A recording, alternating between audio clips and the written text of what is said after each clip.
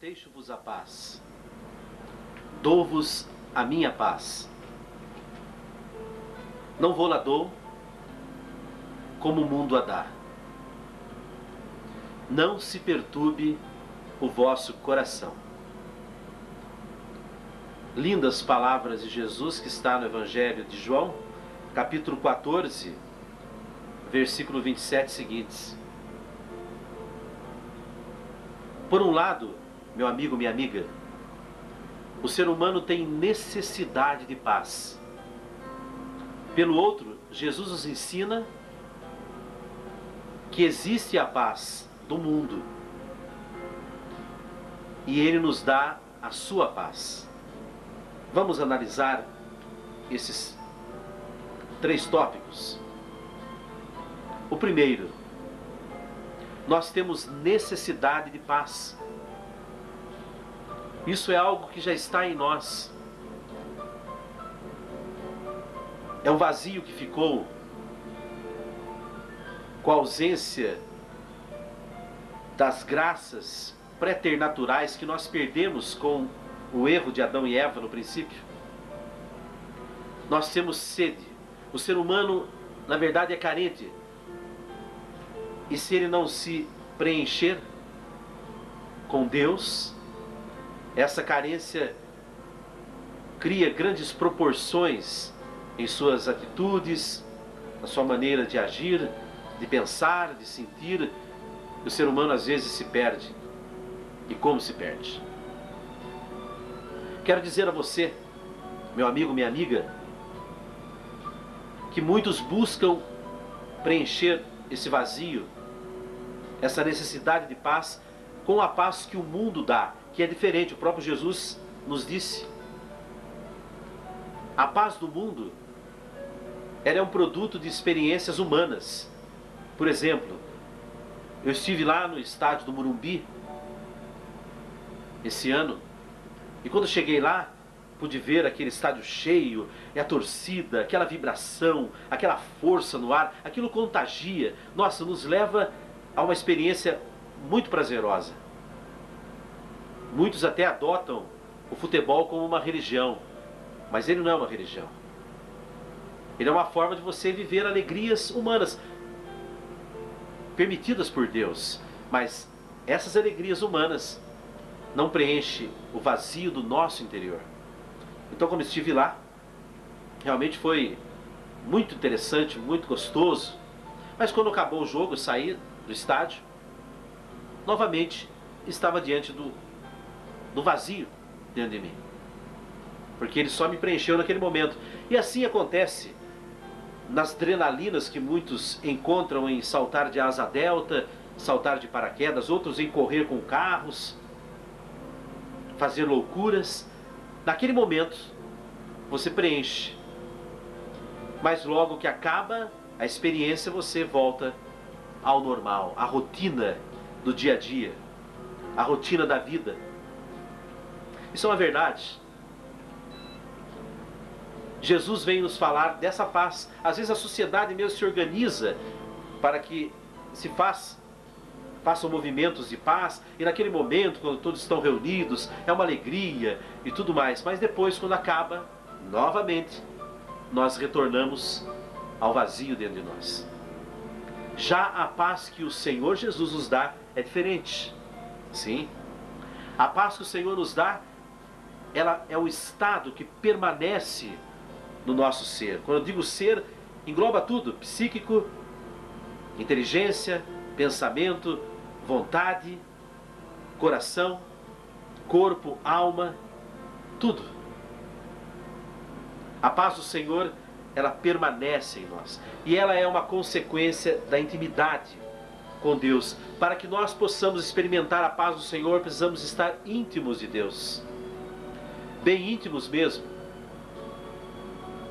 E é por isso que há pouco falamos que Jesus está à porta e bate, para que você abra a porta. E só você pode abrir, porque a maçaneta é do lado de dentro. Não tem maçaneta do lado de fora, porque você é livre para abrir ou não.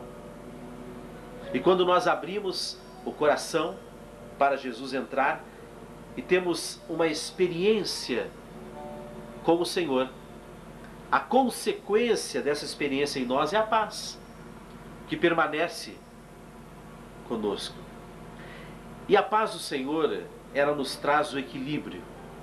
E nós, equilibrados, iremos tomar as atitudes certas, as decisões corretas, iremos planejar de forma sábia como iremos caminhar nesse mundo, que engloba não somente nós, mas também aqueles que dependem de nós, nossos filhos, também nossa esposa, nossa vida profissional. Meu amigo, minha amiga, a paz do Senhor é maravilhosa, mas existe uma entidade, podemos dizer assim, forças negativas que não querem que você tenha paz. Pelo contrário, querem que você cada vez se afunde mais a sua vida. E é isso que São Paulo vem nos orientar, falando que o inimigo iria lançar dardos inflamados sobre nós, sobre a nossa natureza, e que nós tínhamos que embraçar o escudo da fé para rebater esses dardos inflamados. Veja bem, o que são esses dardos inflamados? Esses dardos inflamados são lançados hoje no pensamento do ser humano. Porque uma vez o ser humano tendo a negatividade, tendo sua mente atingida, ele irá conceber situações, irá remoer situações, muitas vezes, na maioria delas, focadas no passado, trazendo o que aconteceu no ontem, no passado, para o presente. E a pessoa então, ela não é livre, ela está escrava, está presa em alguma coisa que aconteceu antes. E uma vez presa, ela não pode estar aberta e livre para abrir a porta para Jesus. Então o inimigo lança pensamentos negativos em nossa mente. E a pessoa então começa a remoer esses pensamentos negativos e a interiorizar esses pensamentos negativos. E isso vai tornando uma proporção tão grande que vai se transformando num estado. Então aquele vazio que nós trazemos dentro de nós passa a ser preenchido por um estado negativo, que é chamado hoje de depressão, a doença do nosso século.